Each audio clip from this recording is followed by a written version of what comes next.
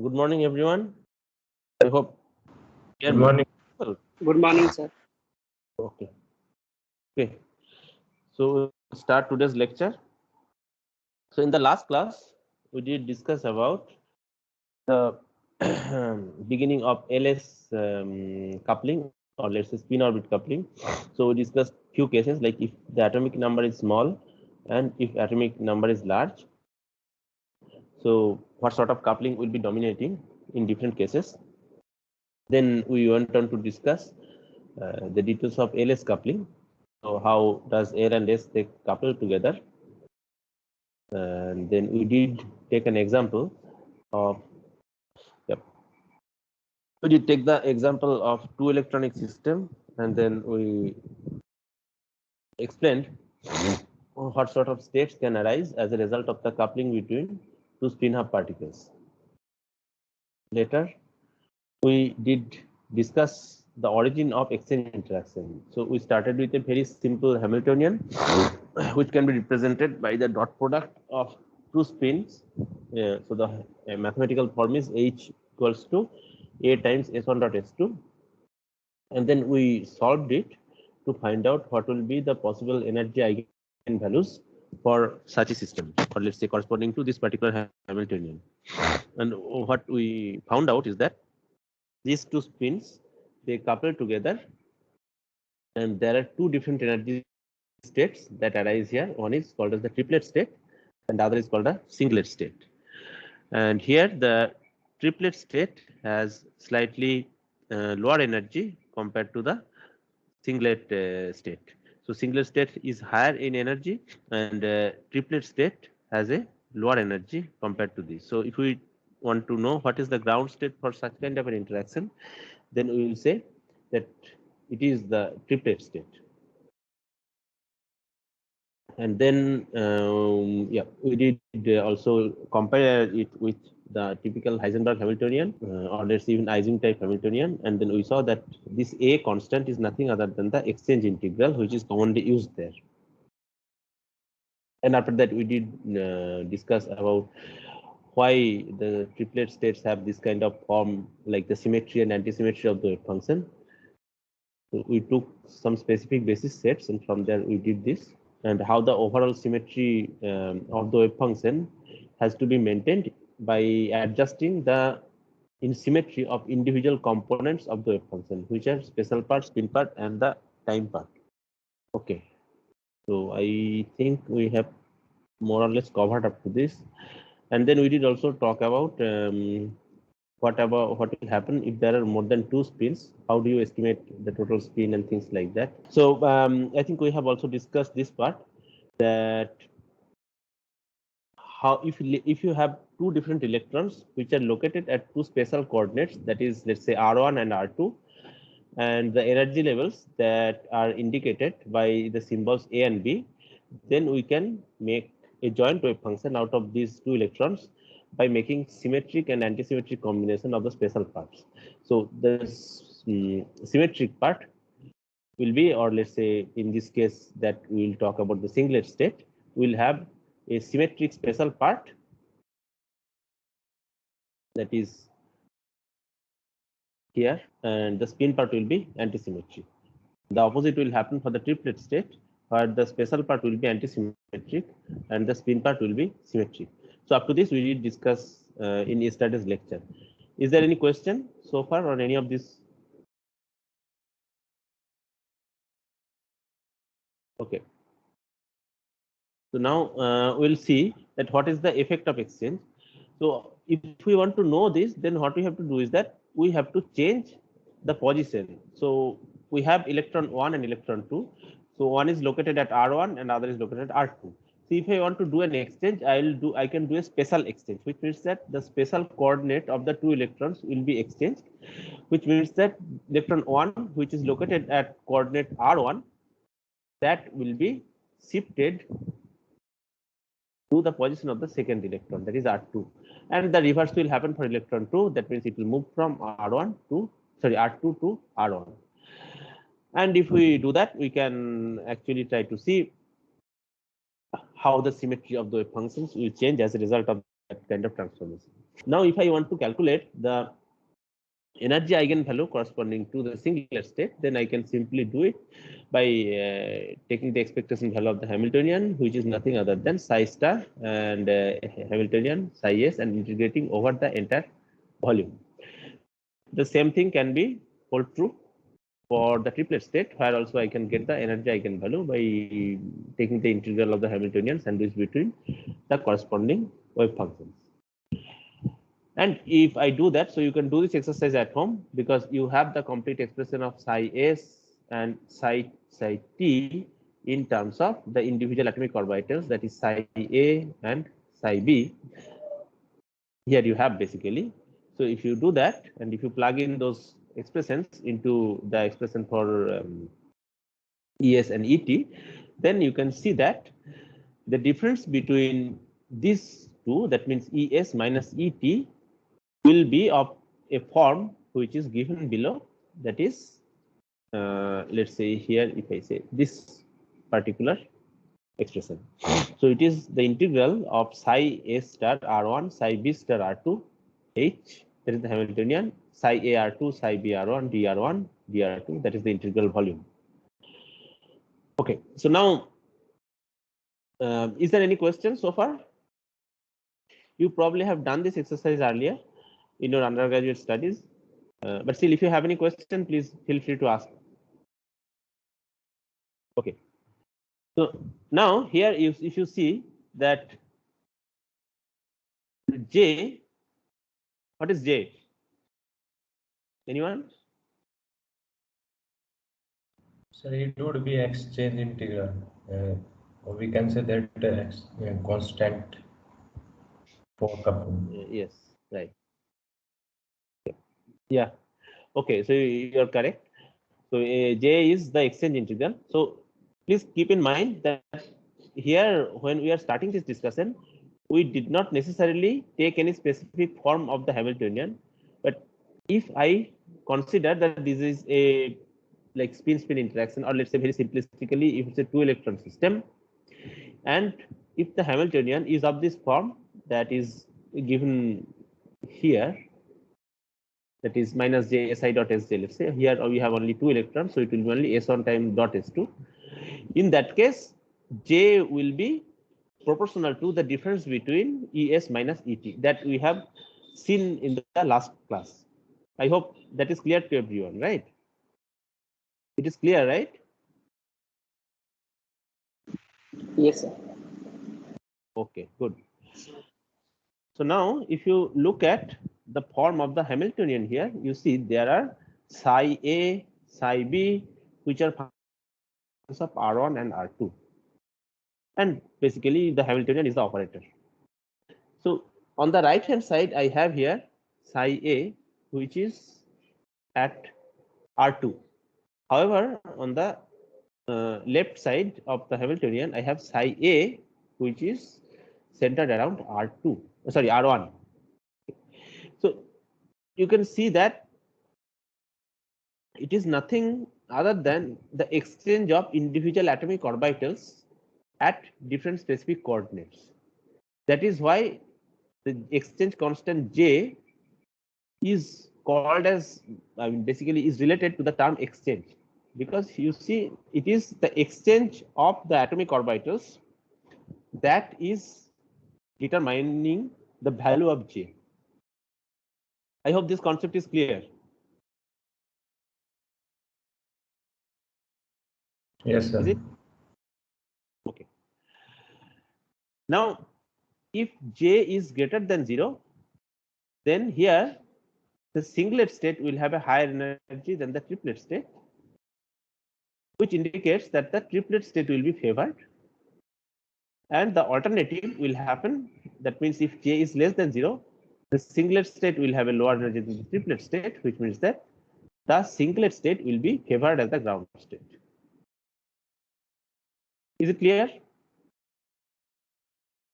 And in respective cases, I will get either ferromagnetic or antiferromagnetic configuration in the ground state. Is this part clear? Yes, sir. Okay. Yes, sir. Yes, sir. Sir, why it is Please ferromagnetic and please tell me antiferromagnetic? how I. That's what you should have asked these questions. So anyone can answer this question?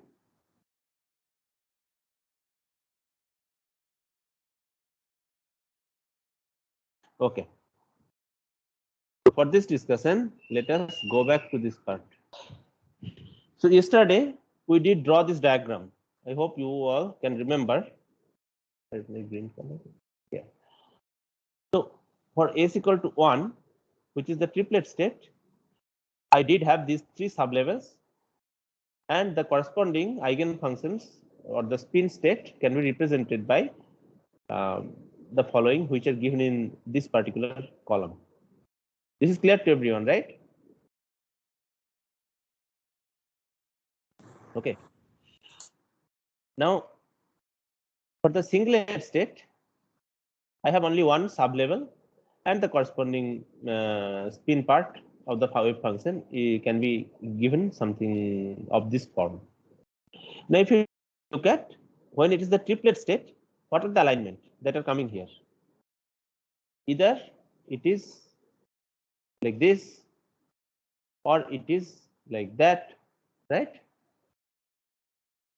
What does this says?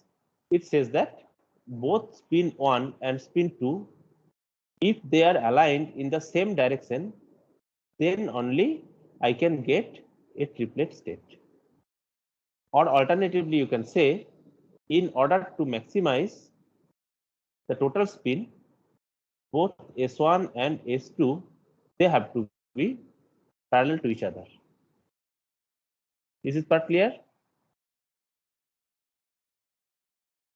Now, what happens if that is the case? That means, let's say S1 and S2, they are parallel to each other.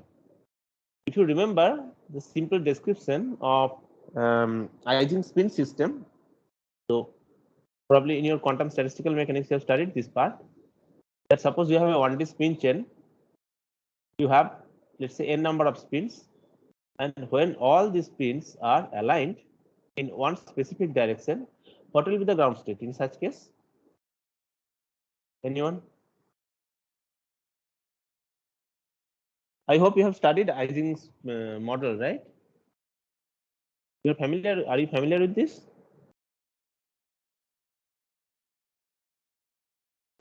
Yes, sir, we studied. Okay, so then please answer this question. Suppose I have n number of spins. Let's say these are spin half. Okay, which means that either up or down configurations are only possible for each of these spins. And on this one-dimensional spin chain, if all the spins are aligned in the same direction, then what will be the preferred ground state? Sir, you are asking in terms of the ground state is in ferromagnetic or in Yes, numerical language. yes. In this case, the ground state would be ferromagnetic. All spins are aligned in one direction. Okay, very good. Okay. So here, for the two electron system, we are simply dealing with a small subset of this. So here, let's say your n equal to 2 only, and this is the configuration. So what will be the ground state in this case? Sir, the ground state is in ferromagnetic state. Or we are Yes, it is considering ferromagnetic. It is quite obvious. Yeah, because both are parallel, right? So what happens in a ferromagnet? You have basically all the spins, or let's say moments in a given system. They have to align in the same direction in order to maximize the magnetization, and that will probably give rise to your spontaneous magnetization, which is non-zero in this case. Okay, so it is quite clear, right? So now let's say if my spins are aligned in this particular fashion, suppose this is my spin chain. Okay, so this is my 1, 2, 3. I can label the spins like that. Okay, if this is the case, then what will be the ground state? So that will be also ferromagnetic. Can you repeat again? I could not hear. Sorry. Can you be a bit louder? So this will be ferromagnetic. Okay, this will be ferromagnetic. Very good. Now, if I take again a small subset of this, can I call it ferromagnetic also? Yes, sir. So what do we see here? We see that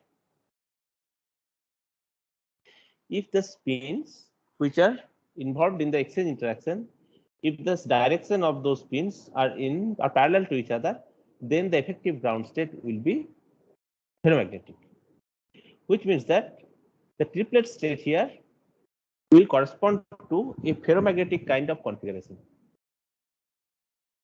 which tells us that for s equal to 0, it has to be something which is other than that. Okay, so here as you see that spins are somehow aligned like this. Okay, what is this kind of alignment? Have you come across something like this? No. So this is also, let's say, a 1D spin chain, and you have Ising kind of interaction between these two, not these two, the neighboring spins. So in this case, this is called as anti-ferromagnetic alignment.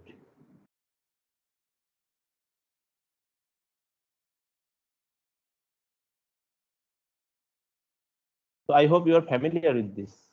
Okay, probably you have not studied it, but in solid state physics course you might actually in statistical mechanics course also you might come across this. But yeah, at some point you will be studying this. So this actually corresponds to the ground state, which is called as antiferromagnetic ground state. Why? Because it is just the opposite of a ferromagnetic state. Okay. So now also, if I take a small subset of this, then also it will behave like an antiferromagnet, which means that the singlet state will correspond to an antiferromagnetic ground state. I hope this part is clear to everyone. Yes, sir. Sir, in S equals to 1, there is also an antiferromagnetic state, the middle one. No, that is not antiferromagnetic state. You see, there is the spin symmetric part. Okay, so just don't go by the spin part of the wave function in all the cases. I just took one example just to clarify this thing.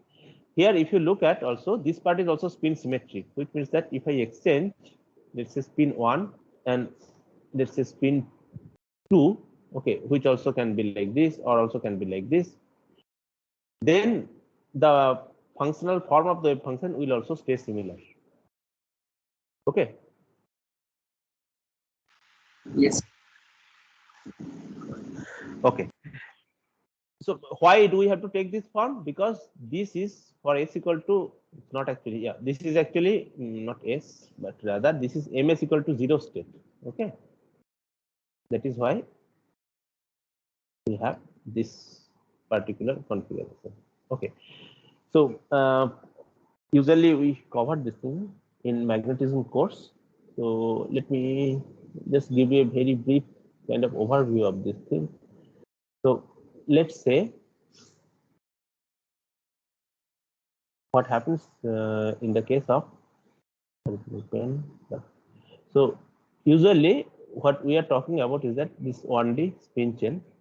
Okay, so this is a ferromagnetic ground state, and this is also a ferromagnetic ground state. Okay, so usually for a 1D spin chain, this state is doubly degenerate. But these are 1D systems. Now, if I talk about a 2D system of the same, then what will happen is that these spins will probably lie on a 2D lattice.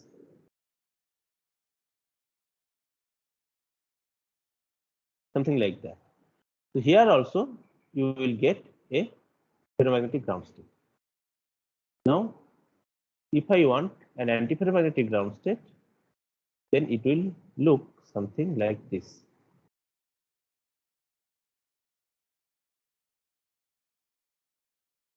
You can simply look at that. Let's say this is my spin 1, this is my spin 2.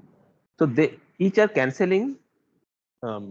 Basically, the spin 1 contribution is being cancelled by spin 2, and similarly spin 3 will be cancelled by spin 4, and this cancellation will also go on in whichever direction you want to kind of like propagate.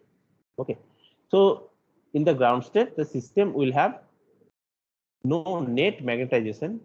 However, there is still some exchange interaction which will be in place. I hope this part is clear. Okay.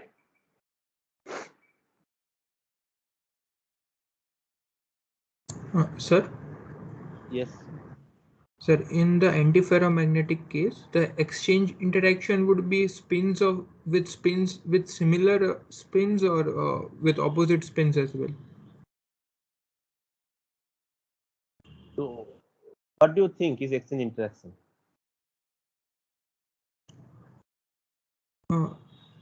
Sir, when electrons with similar spins exchange their position for stability.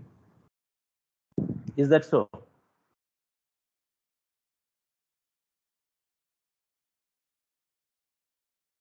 So please think of the 2-electron problem. What do you think is happening there? Is it true that in all the cases electrons are having same spin?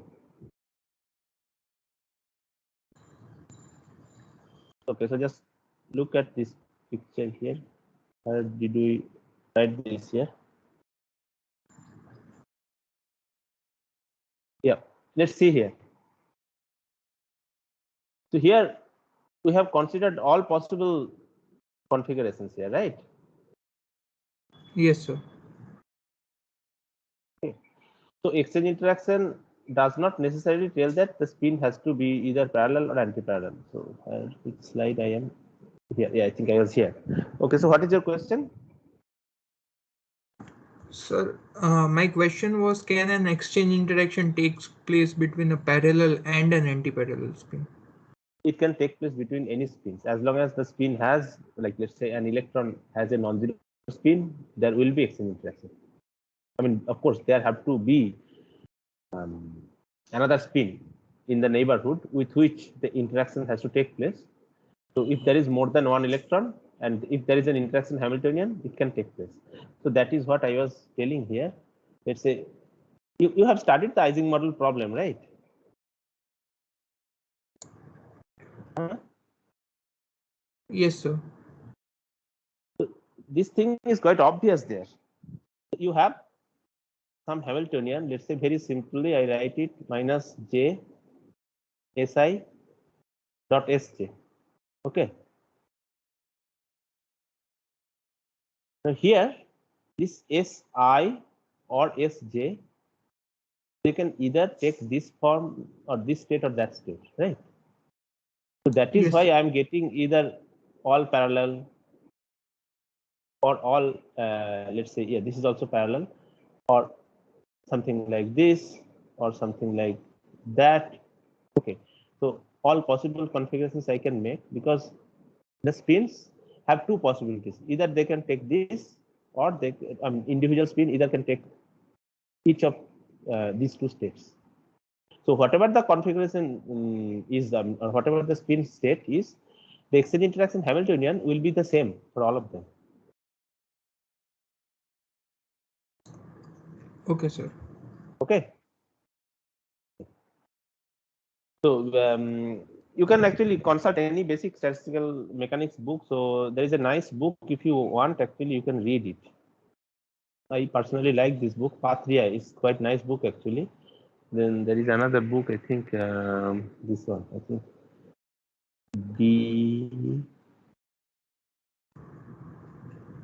Chaudhuri and STAU, I think you probably.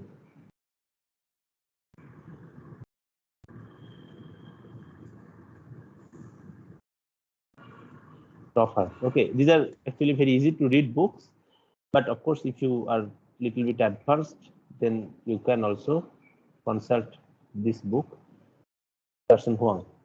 Okay. But this is my personal first favorite, and this is also like at the similar time. So please read any of these books. They have explained these things quite nicely.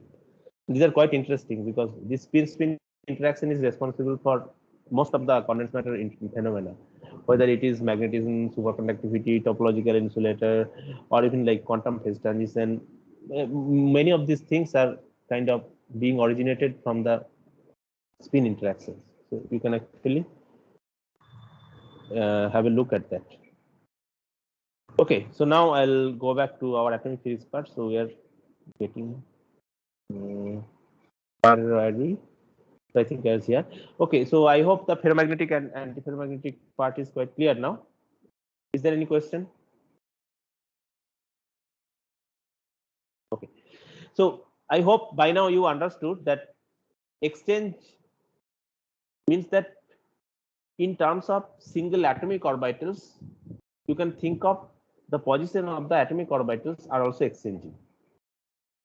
Okay, and in terms of spin, it is the spin state which is exchanging. Okay, because spin is intrinsic. And as a result of this exchange, the energy or total energy of the system is being changed from, let's say, whatever are the possible energy values, and that in turn can give rise to either ferromagnetic or antiferromagnetic ground state. Now here one crucial question comes: why am I only talking about ferromagnetic and antiferromagnetic ground state? Why am I not talking about paramagnetic or diamagnetic state? Can anyone answer? Anyone? So can you repeat the question? So the question is here, when I'm talking about J greater than 0 or J less than 0, I am saying that the ground state will be either ferromagnetic or antiferromagnetic. My question is, why am I only talking about these two specific kind of magnetic states? Why am I not considering paramagnetic or diamagnetic state? Sir, maybe there is no symmetry in spin pattern, so right Hamiltonian is difficult in these cases. So you are saying that I mean we cannot have an exact Hamiltonian for such cases. No, and I think like there is no symmetric pattern of spin. So Okay, but why do you think that is not there? because in ferromagnetic all spin are in same direction, and anti-ferromagnetic is up and down. So but in diamagnetic and the other one has no, like, it can be any direction. It can be in any direction. Actually, okay, so that is not entirely true, but okay, we'll discuss it. But let's hear from others. Anyone else has any observation on this? You can actually tell me anything.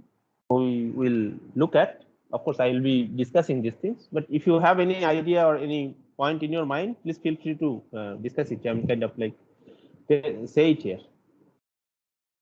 No one wants to volunteer. Okay, so you first tell me, do you think para or diamagnetism could be one of the possible contenders here in this one or this one? Or let's say for triplet or singlet states, or let's say if I have more than two spins as a result of the exchange interaction, in such cases, para or diamagnetic or ground state can be possible. Okay, since no one is answering, so let me go to this part.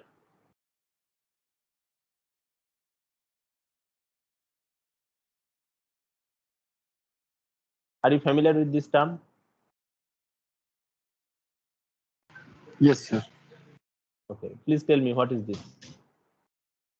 Okay, if you are not confident about the definition, please tell me what are the parameters that are associated with this. So N, V, and T. N, V, V and T. T. Okay, what is N? So it will be number of particles in the system. Number of particles in the system. Very good.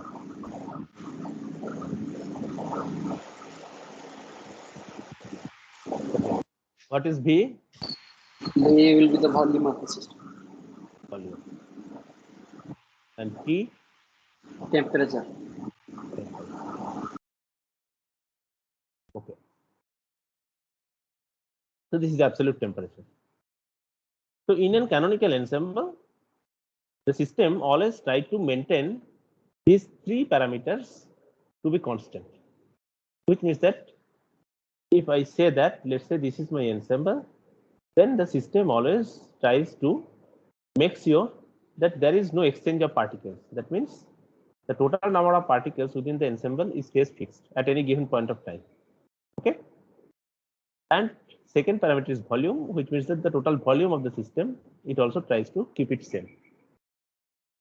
The third is temperature. What is temperature? Temperature is, let's say, it's a measure of the heat energy in the system, or let's say how much heat is being exchanged. So if you want to keep the temperature fixed, then what this ensemble has to do is that it might have to exchange the energy with its surrounding, so that the temperature sometimes, in case it changes, it stays the same. Okay, so that is in a canonical ensemble one has to satisfy. Now probably you have done some examples of canonical ensemble. Can you tell me any example of canonical ensemble that you studied in the course? Any example of canonical ensemble? Okay, so I'll give you a simple example. This will be, let's say,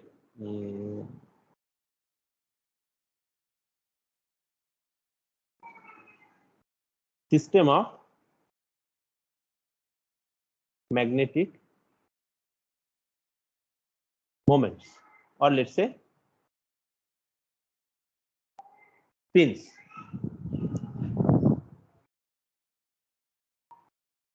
So you probably have studied this thing, that suppose I have total L number of spins, and this is a sum of n up plus n down. And then you have, let's say, some external magnetic field.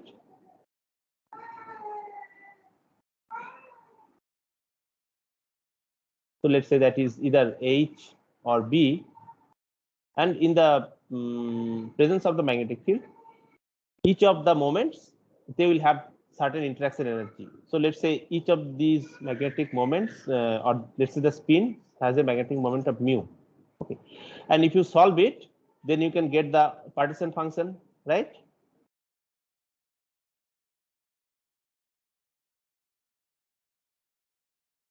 Do you remember these things?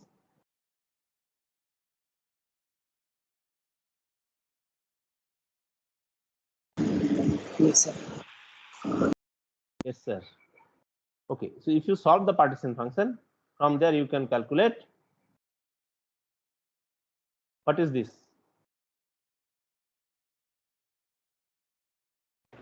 Free energy.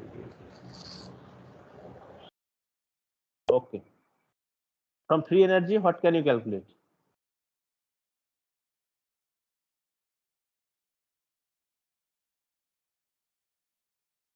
Magnetization, right? So if you take the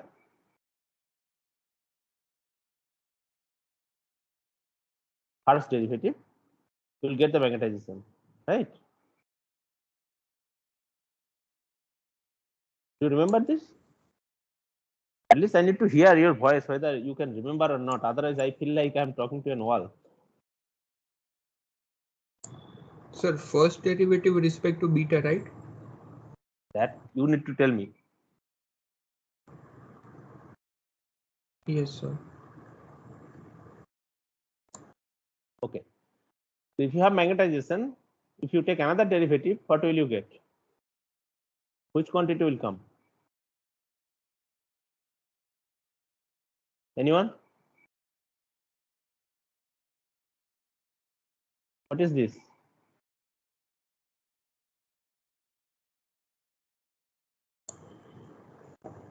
So Susceptibility. You need to say this is magnetic susceptibility. Okay, because it could be electric susceptibility also, but here we are talking about magnetic susceptibility. And from there you have probably seen Fourier's law, right? Okay, so now you can ask me, why am I mentioning all of these? What is the connection here? I'm coming back to this. Okay. Now, so this is your classical stat mech. Okay. Now, if you go to quantum stat mech, you can solve the same problem, and you can get again the expression for Z, free energy, magnetization, and susceptibility, and you will get a similar kind of result. Okay. So the only difference here is that here you are talking about magnetic moments, but here you will talk about spins, which have two discrete orientations, that is either up or down. Okay. So I hope you have at some point you have come across these problems. Okay. Now the question here is that whenever you are solving this problem, you exactly get the description of a complete paramagnet, and here also you can get a description of a similar magnetic system. Now, if I go and look into the, let's say, microscopic description of the system, then this will be made a little bit more clear, which I'll be discussing. But so far, please tell me, can you remember these things, what I'm telling here? So are you talking about the partition function of free energy and Yes, yes. yes, sir. So there are two different ways. One is from the classical method. That means you do not need to consider the spin part. And in the second case, if you consider the spin, that means I think you need to make use of the Fermi-Dirac statistics. There also you can get the same result. Okay. So now the question comes here is that if I'm getting the same result here, so now let's say, okay, so I'll quickly just try to draw it again. So this is H, this is M. Okay, so this is for a paramagnet. So here M is 0 when H is 0. But if I look at the case of a ferromagnet, then what I see here is that there is certain amount of, okay, let's just go with this hysteresis here. Save it before it disappears again. So here the question is, what is the value of M at H equal to 0? Can any of you tell me the answer?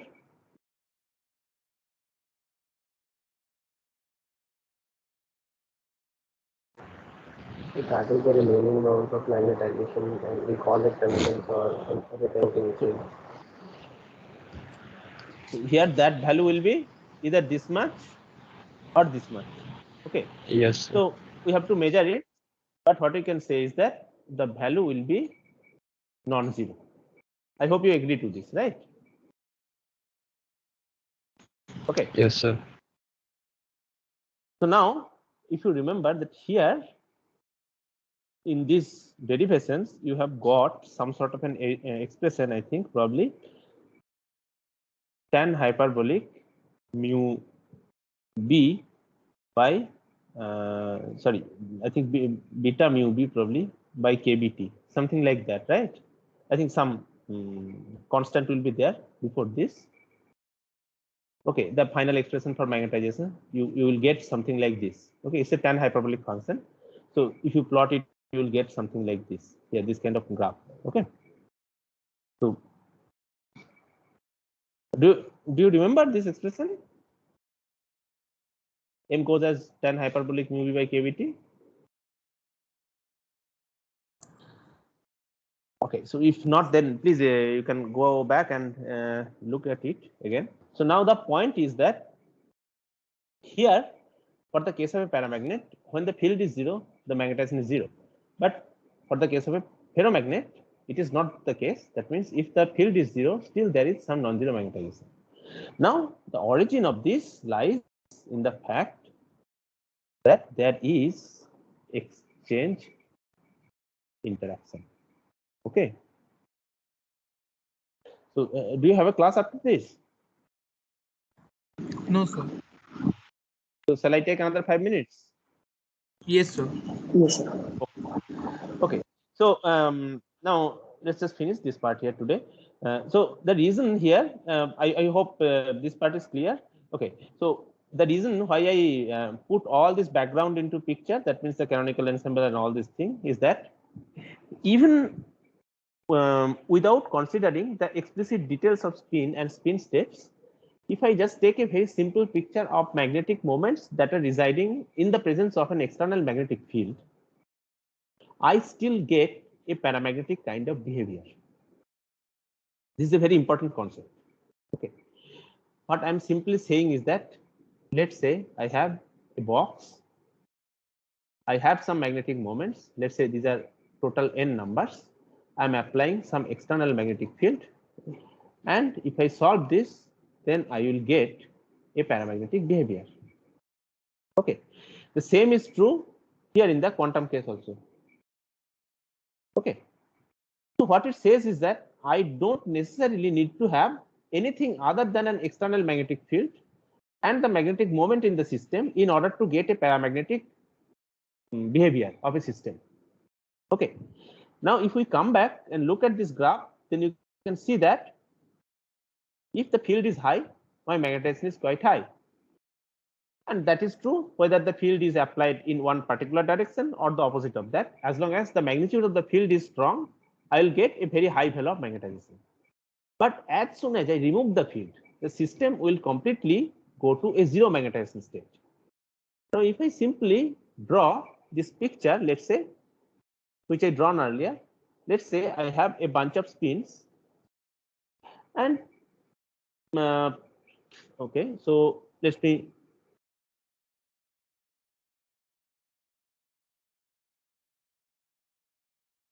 just put it like this. So there are two configurations.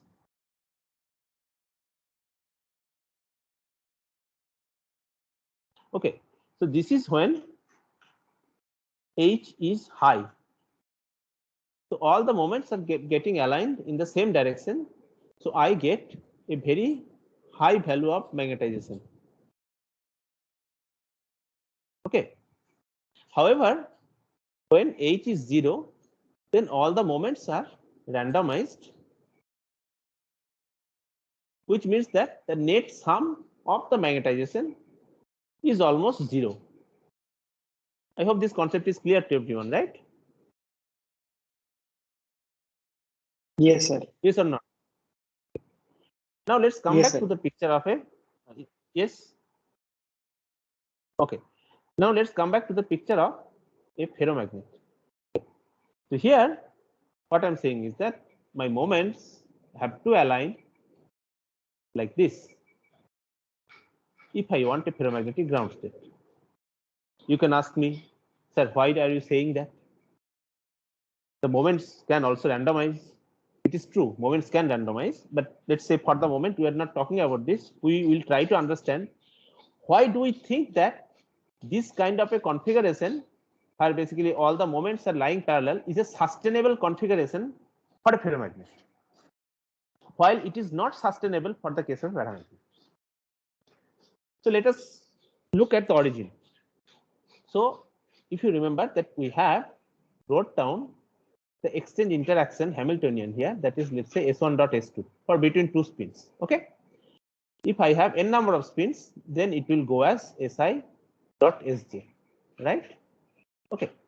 Which means that every ith spin is connected to the jth spin, which means that 1 is connected to 2, 2 is connected to 3, and 3 is connected to 4, and so on and so forth.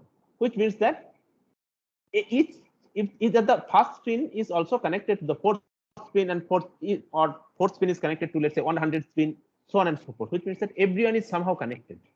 Okay. And as a result of the exchange interaction, what I'm saying is that there is these two spins which are talking to each other. How are they talking? So we have taken the simple example of two spin system. Either it can be a singlet state or it can be a triplet state, which means that either it is like this or it is like that. Okay. So very simple picture. I'm thinking of these two possible configurations that are kind of allowed under such kind of an exchange interaction. I hope this is clear to everyone. Is it clear? Yes, sir. Okay. So now you remember that 2 is also talking to 3, 3 is also talking to 4, then this is talking to this is talking to this is talking to that. So at the end, each one is talking to each other.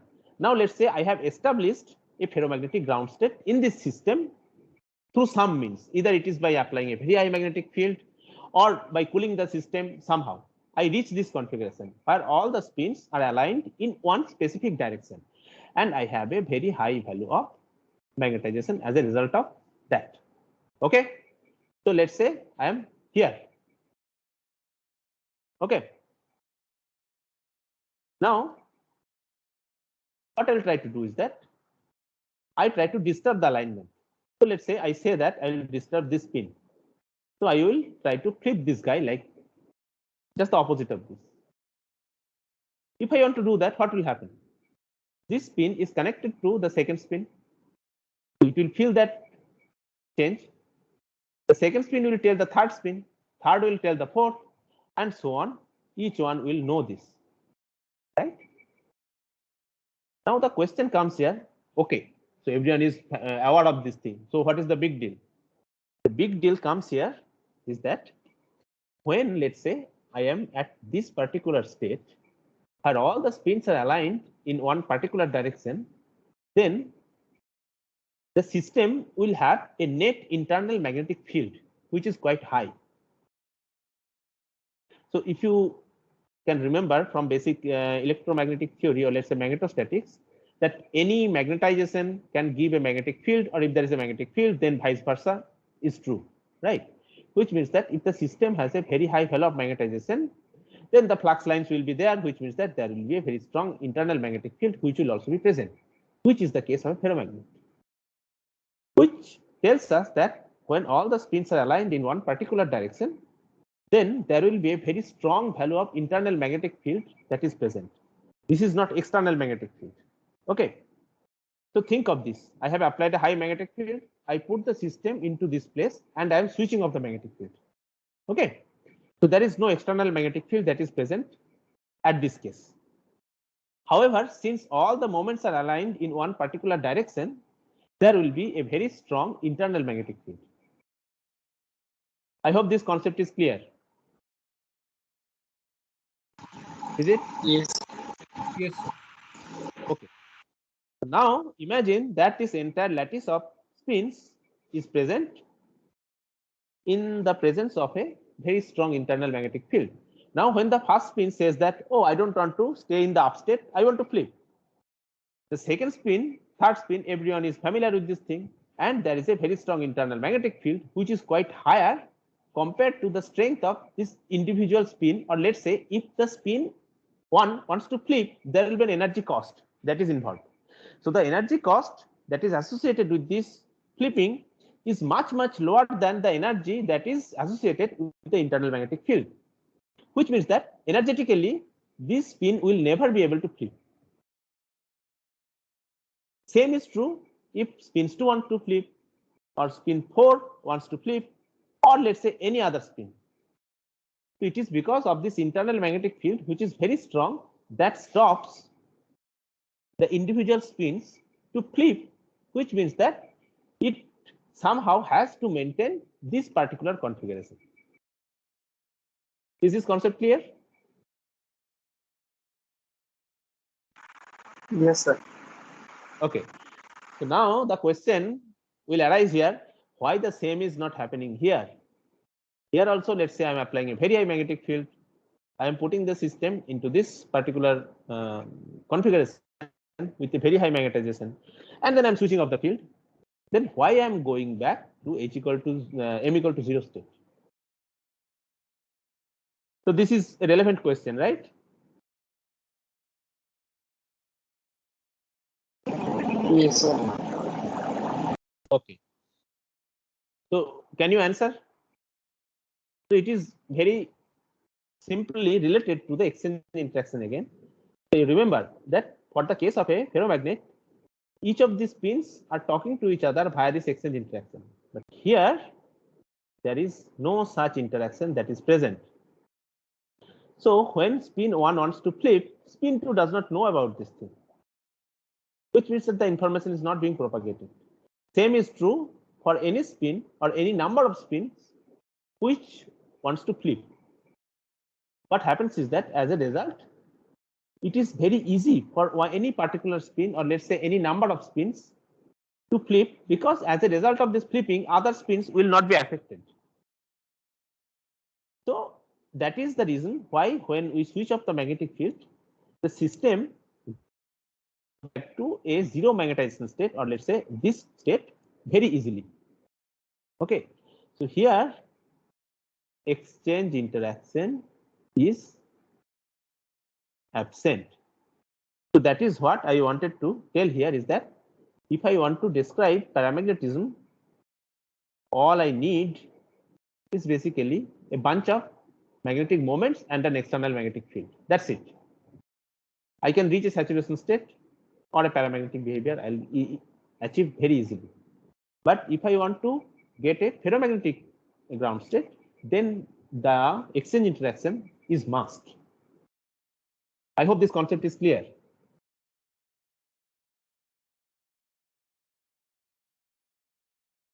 Okay.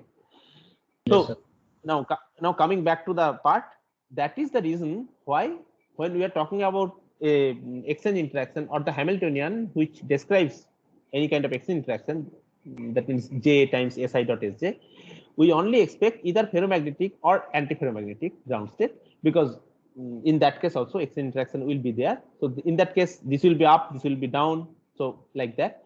But para and dia will not be there, because they are the kind of magnetic order which can arise without the involvement of exchange interaction.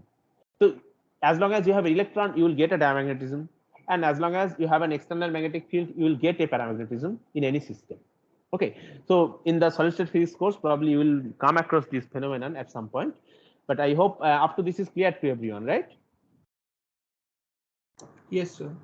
Okay, so I'll finish it here today, and I'll see you in the next class. Any question? Okay, so if not, then I'll stop it here. Thank you all. Thank you, sir. Thank you, sir. Thank you.